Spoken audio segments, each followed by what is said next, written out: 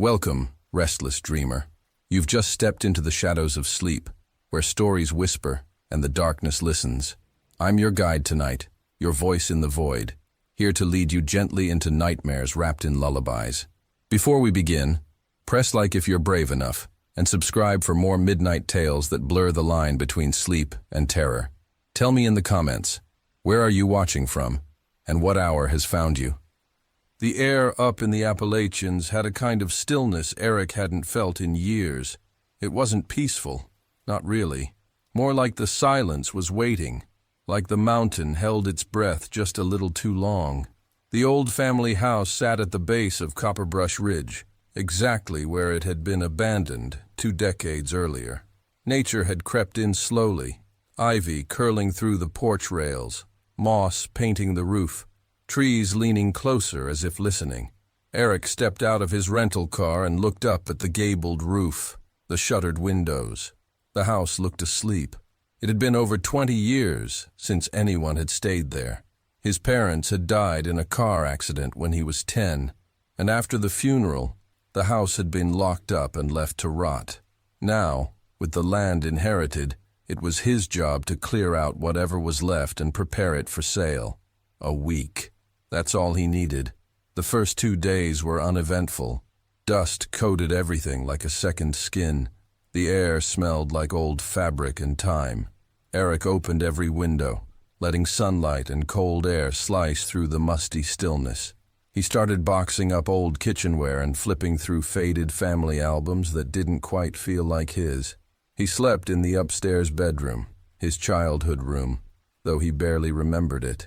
The wallpaper had peeled in wide, curling strips. The bed groaned like it still remembered his weight. On the 3rd night, everything changed.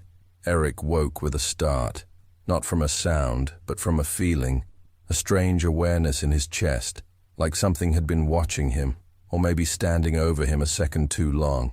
He sat up and blinked into the darkness. The old bed creaked. The house was silent. Then he saw them, footprints, muddy, wet, leading across the wooden floor. They came straight in from the front door, then stopped at the foot of his bed. His breath hitched. The air felt thick. He grabbed the flashlight from the nightstand and crept downstairs. The front door was locked, bolted even. The windows were closed. No glass was broken. Nothing appeared forced. Still, someone had been inside. He checked every room, flashlight shaking in his grip. But the house was empty, just creaks, shadows, and his pulse screaming in his ears. The next morning, the footprints were gone. Not smeared, not faded, gone. The floor was clean, too clean, like they'd never been there. Eric told himself it had to be stress. Maybe he had sleepwalked. Maybe he'd stepped outside in his sleep, tracked in the mud himself. That happened, right? So that night, he took precautions. Placed a stack of pans by the front door, locked every window, set an old glass mug on top of the door handle so it would fall if anyone turned it. He even downloaded a motion-sensing camera app and placed his phone on the hallway table. Then he went to bed, clutching the blanket tight like it could keep things out. Sometime after midnight, he woke again and froze. The pans were clattered across the floor downstairs. He bolted upright and reached for the flashlight. Again, footprints, fresh, wet, from the front door, across the floor, through the hall. This time, they didn't stop at the foot of his bed. They led to the closet. The door was ajar. Eric stood there, breath shallow, staring at the thin crack of darkness between the door and the frame. He couldn't move, not until the closet door creaked, just slightly. He ran. He spent the rest of the night in the car, locked in with the heater blasting and his eyes fixed on the porch. Nothing moved. At sunrise, he went back in. The footprints were gone again. The pans were stacked neatly by the door. The mug, balanced perfectly on the handle. His phone, still recording. He thumbed through the video, heart pounding. What he saw made his stomach twist. There was no intruder. No shadowy figure, just him, walking slowly through the hallway, barefoot, eyes open, expression blank. He stepped through the mud, opened the door, walked outside, then minutes later, walked back in, and then he looked into the camera, not at it, into it, like he knew it was watching. Then he raised his hand and waved. Eric slammed the phone face down and staggered back. He felt cold, shaking. He didn't remember any of it.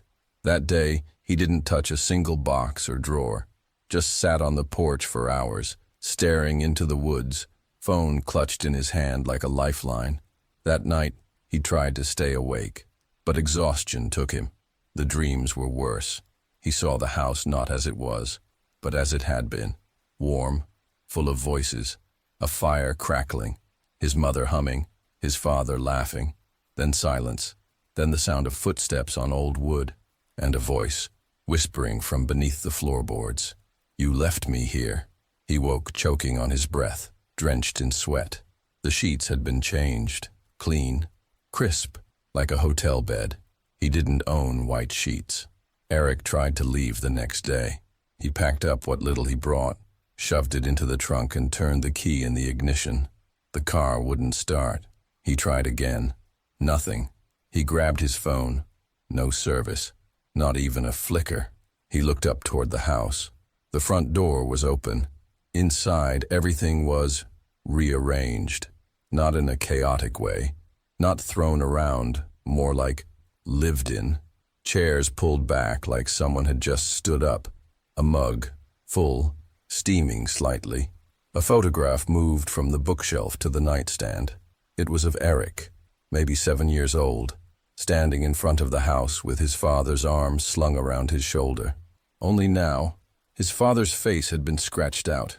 He tried calling 911 anyway, pacing the porch, holding his phone toward the sky like signal could be wrung from the clouds. That night, he set up every motion detector he had.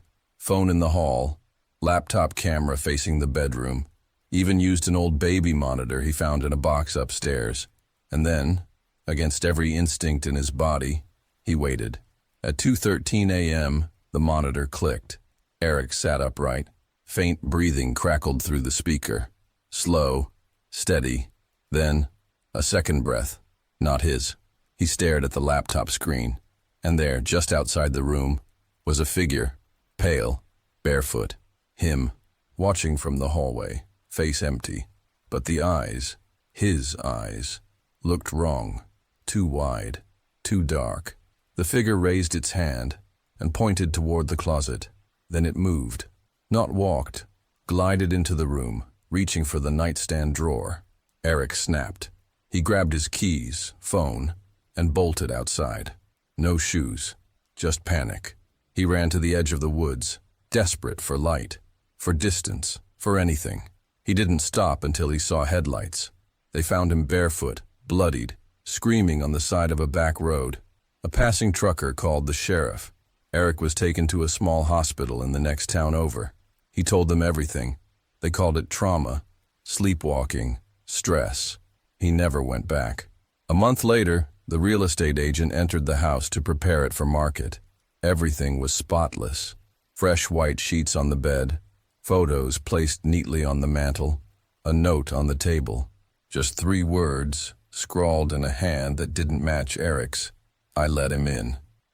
When I agreed to house-sit my Uncle Roy's cabin, I imagined pine trees, peace, and maybe the chance to reset my burned-out brain. The city was too loud. My job, too thankless. My life, too messy. The cabin was buried in the Oregon wilderness, past a 2-hour drive from the nearest town and another 30 minutes of muddy forest road. The trees leaned in like eavesdroppers. Moss clung to everything. Fog settled and never quite left. It looked like something out of a forgotten photograph. When I arrived, the first thing I noticed was a thick manila envelope taped to the fridge. My name was scrawled in my uncle's all-caps handwriting. Inside was a single page of instructions. Lock the cellar before sundown. No exceptions. Do not leave food out after dark. Never whistle indoors. At the bottom, a final line. I mean it, Liv. I laughed, not out of amusement, but discomfort. Roy had been a strange man. Quiet, reclusive, a survivalist type. These sounded like the rituals of someone who'd spent too much time alone. Still, I locked the cellar, just in case. That first night was silent in a way the city never is. No cars, no hum of electricity, just the occasional creak of the wooden walls settling into the cold. I cooked a small meal and remembered his second rule. I scraped every crumb into the trash, sealed the bag tight. The third rule, the whistling one, I almost ignored it. Whistling was such a harmless thing, but something about the way it was written, capitalized, underlined, made me hesitate. I didn't test it. Around midnight, I woke up to the sound of footsteps on the front porch. Slow, deliberate. I held my breath. Then came a soft whistle. 3 rising notes. No tune I recognized. It drifted in and out like someone exhaling through cracked lips. I crept to the window, careful not to step on the creaky floorboard near the nightstand. Nothing. Just fog pressing against the glass, thick and silver. I didn't sleep much after that. The next morning I found footprints on the porch. Bare feet, long strides, deeper than mine. I told myself it was a hiker, a hunter, a dream. But that didn't explain the whistle. That evening I nearly forgot the cellar. The sun was already kissing the treetops when I remembered. I jogged out back with the heavy iron key. The door was open. Just a crack, but open. The stairs led into a pitch-black hole. I felt the cold leaking from it, like the space itself was exhaling. I slammed it shut, turned the key, and whispered an apology to no one. That night the whistling came again, closer. I could hear it through the kitchen window. Same 3 notes. Slow, almost curious. I didn't sleep at all. In the morning, the front door was unlocked. I was sure I'd locked it. The knob was cold, damp with condensation, and beside it, scratched into the wood, were 3 tiny marks, like fingernails, dragged downward. On the third night, I forgot the food. A plate of leftovers left out on the counter, covered lazily with foil. I was halfway through brushing my teeth when I remembered. When I returned to the kitchen, the foil was gone, and so was the food. I stood there, breath fogging the window. It was quiet. Then from somewhere deep in the fog outside, the whistle. This time it wasn't 3 notes. It was 5. A reply. I decided to leave the next day, packed my bag before the sun was up. I threw the strange rules into the fire. Let the fog have them. The car wouldn't start, battery dead. I hadn't left the lights on. The woods were too quiet, the kind of silence that listens. I stayed one more night. No food left out. Cellar locked. No whistling. Still, I heard it. Inside this time. Moving through the rooms. Footsteps like dragging wet cloth. And then, the same 5 notes. From just outside my bedroom door. I hid in the closet until morning. When I emerged, every cabinet door in the kitchen was wide open. The cellar door, too. Unlocked again. Something had come up. Something that knew the rules. I never went back. I left the moment a tow truck arrived. Uncle Roy wasn't paranoid. He was careful. And whatever he kept out of that cellar all those years, it knows the rules better than we do. And it waits. Jude had always preferred silence over sound. So when his college buddy Malcolm asked him to house-sit a newly purchased farmhouse in the Oregon timberlands, deep in a place where Wi-Fi trembled and time stalled, Jude accepted without a second thought. The farmhouse was old but charming, perched on a slope surrounded by knotted trees and thickets that swayed like ancient watchers. The nearest town, Drift Hollow, was a 20-minute drive down a gravel path that hadn't seen fresh tire tracks in years. Malcolm had bought the place for cheap, too cheap, but Jude didn't ask questions. He just needed space. The city was loud, full of clatter and faces, and his thoughts weren't quiet anymore. This place, though, it hummed with nothingness. Perfect. The farmhouse creaked with age but held warmth in its bones. Jude unpacked a duffel bag and a few books, set his laptop on the kitchen counter, even though he had no plans to use it, and lit the fireplace. Outside, dusk came early. The trees formed a canopy so thick that sunlight barely licked the ground. While walking the perimeter with a flashlight, he noticed something strange. A tree about 50 feet from the house stood darker than the rest. Its bark wasn't brown or gray, but blackened, twisted, charcoal-like. At its base sat a small, crooked wooden door, no more than 18 inches tall, with rusty hinges and no handle. It looked handcrafted but old, possibly decorative. Jude knelt to touch it, but the bark around it flaked like burnt paper. The door seemed wedged into the tree as though grown into it. He chuckled nervously. "Weird forest art," he muttered, then turned back inside. The whispers started that night, faint, fragile. Just after midnight, when the embers had gone cold in the hearth and Jude lay staring at the rafters, words, not quite intelligible, fluttered at the edges of hearing like breath across a wine glass. He sat up, rubbed his ears. The forest, maybe. Wind through branches. Easy to mistake for something else.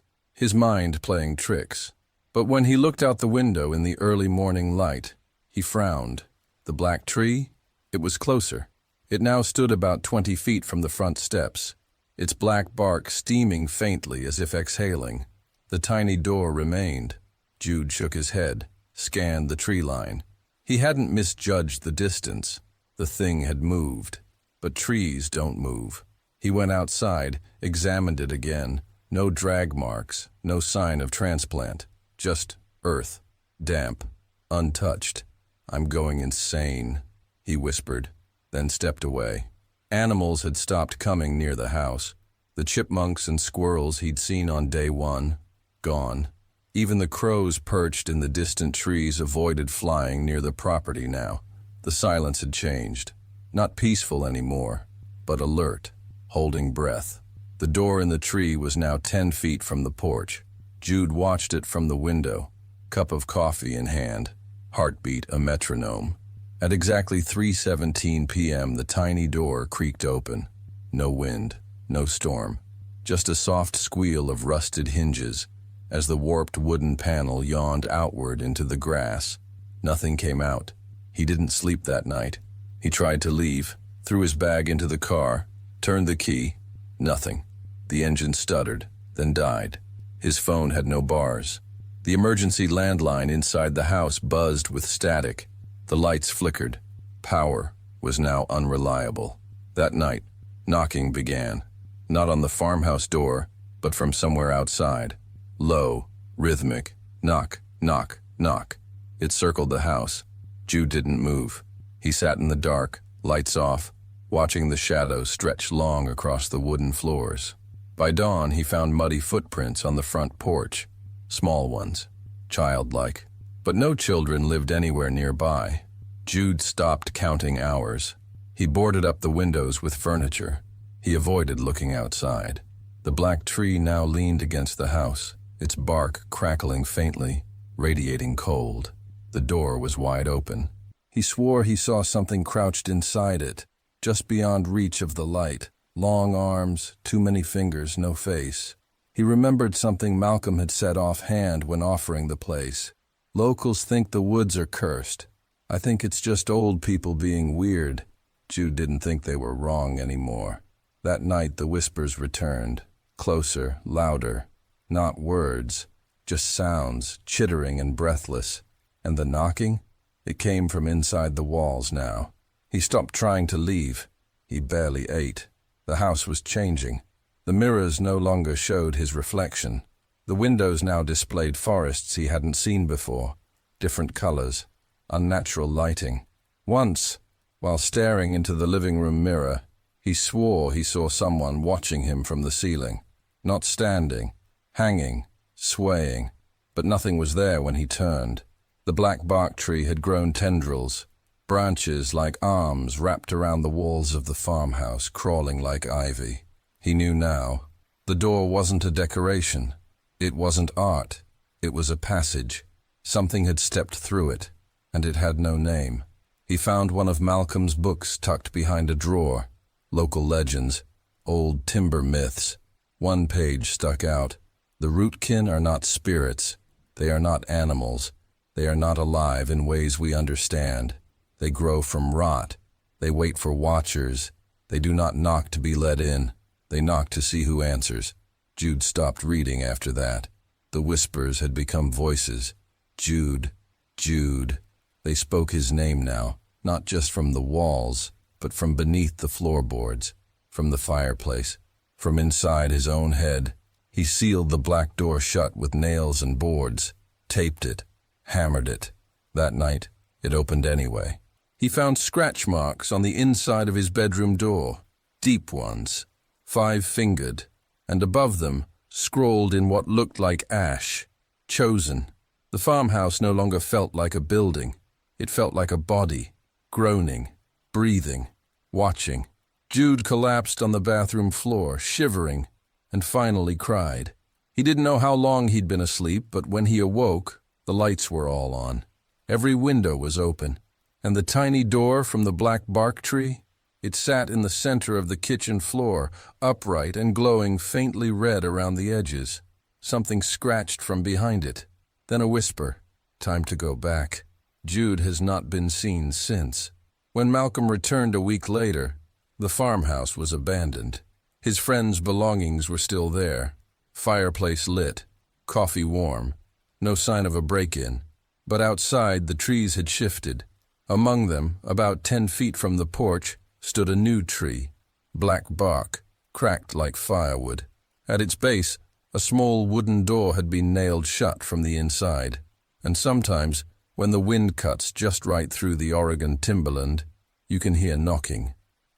A family friend called me a few days before they left and said their mom was going into surgery. They needed someone to keep an eye on the place, make sure the pipes didn't freeze, grab the mail, feed the dog. That was it. Easy job. The house was an old 2-story farmhouse out near the edge of town, surrounded by bare fields and wind-stripped trees. When I pulled up, the sky was an overcast gray, and the air had that late winter stillness that makes even the birds go quiet. The family left that morning. Their SUV wasn't in the driveway. I used the spare key under the porch gnome. The house creaked with age, floorboards whining under my boots. The dog, a mutt named Milo, wagged his tail lazily when I entered. I set my duffel in the guest room and settled in for what I assumed would be a peaceful weekend. The first night passed uneventfully, except for some odd tapping from the attic above. I figured it was old wood, or maybe squirrels. I didn't investigate. I rarely do when I can avoid it. The second night was different. Milo wouldn't leave the base of the attic stairs. He sat there for an hour, staring up, ears perked, tail completely still. At one point he growled. "Come on, bud," I said, tugging at his collar. "Nothing up there."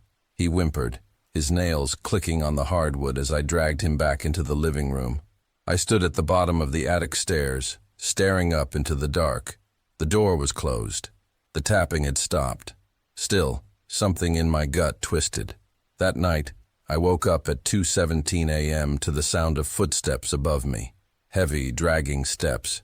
Not fast, not frantic, just deliberate. I sat up in bed and listened.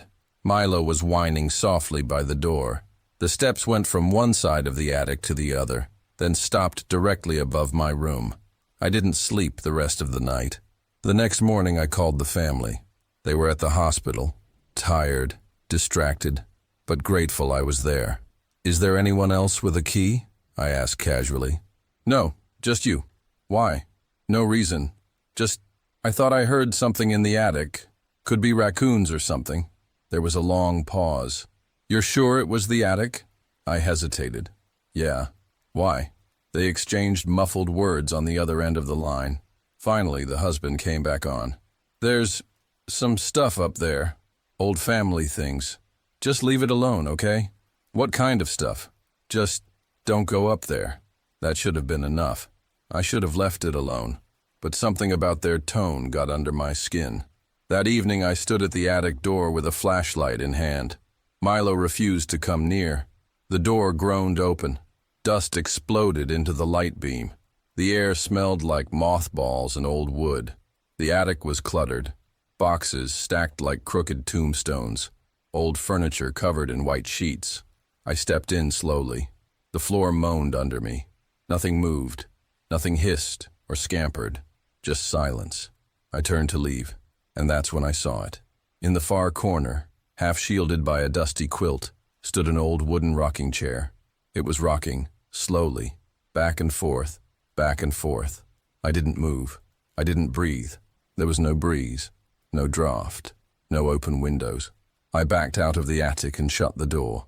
I didn't sleep at all that night. By the fourth day, Milo wouldn't eat. He paced in circles and barked at empty corners. The air in the house felt heavier, like walking underwater.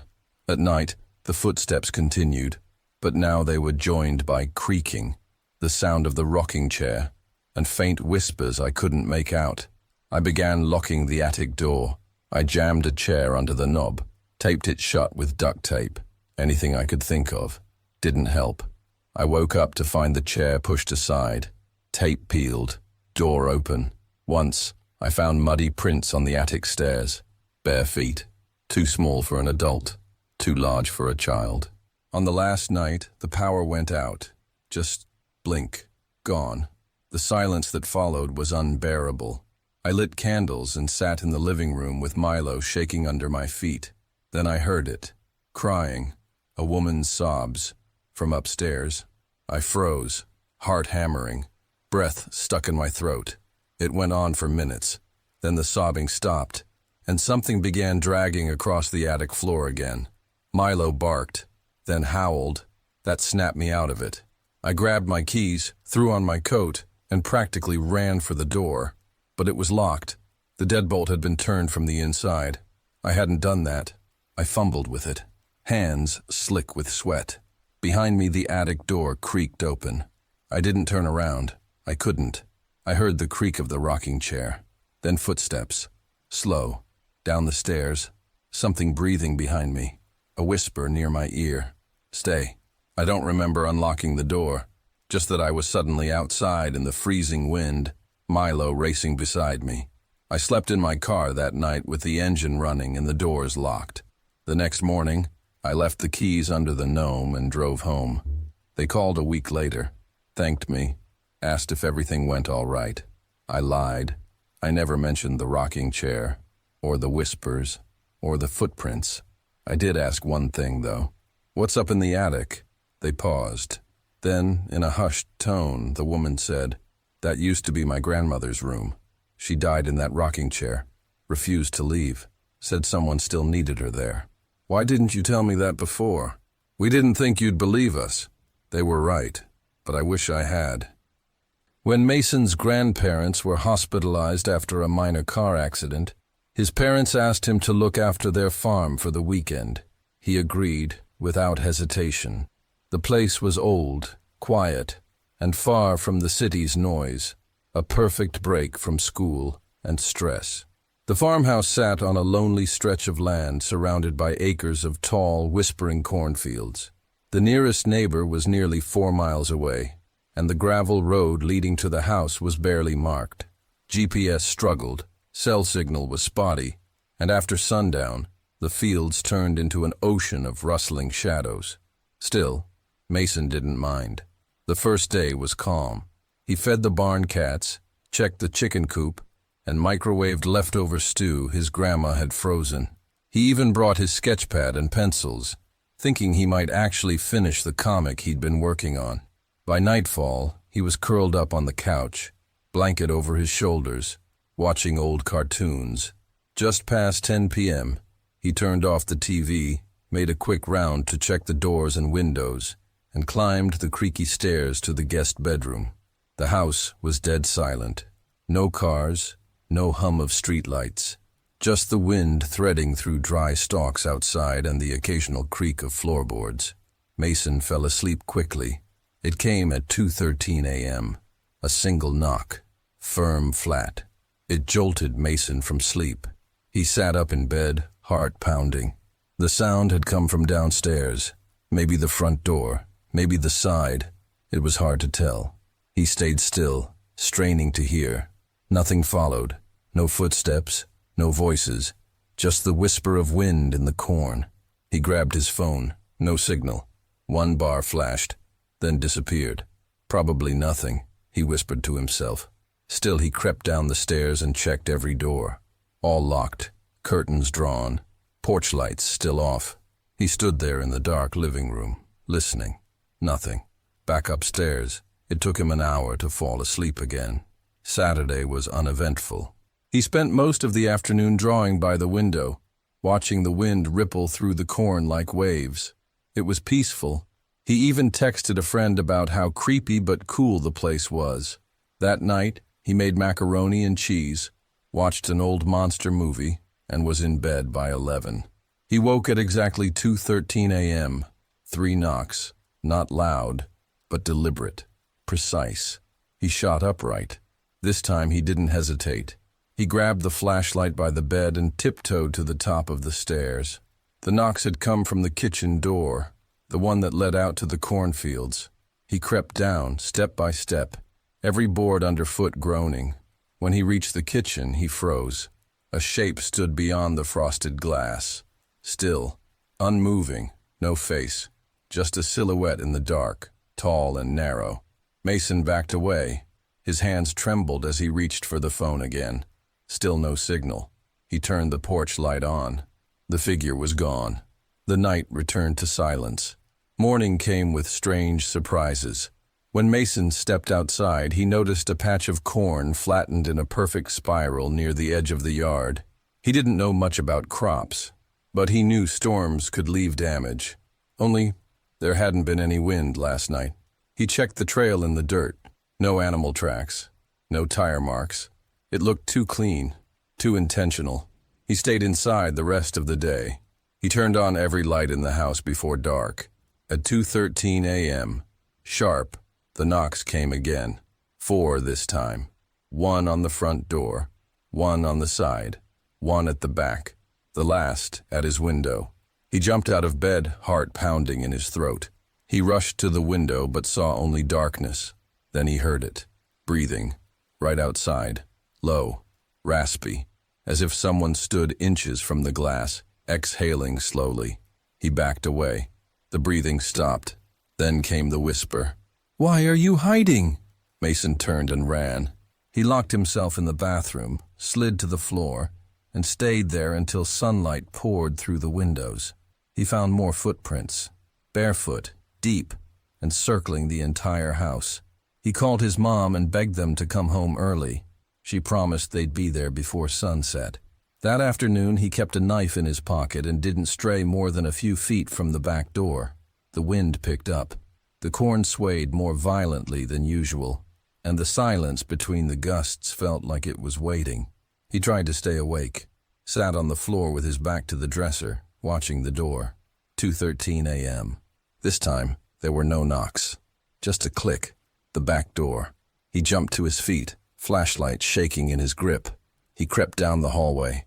The kitchen door stood ajar, just slightly, just enough. He stepped forward, and a cold wind blew through. That's when he saw it. Something tall, twisted, standing at the edge of the corn. It raised one long arm and tapped 2 fingers against its head. Then it grinned. Mason slammed the door shut, locked it, and ran back upstairs. He could hear it circling again, scraping something against the siding, tapping softly under the windows. He shoved his dresser against the door and held his phone like a lifeline. At 3:30, headlights splashed across the field. His parents. He ran out the door before they even parked. He didn't say a word, just jumped into the back seat and told them to drive. They didn't believe him. They thought it was stress, isolation, an overactive imagination. But Mason knew something was in that corn. It didn't try to break in. It just knocked and waited. And now, it knows he saw it.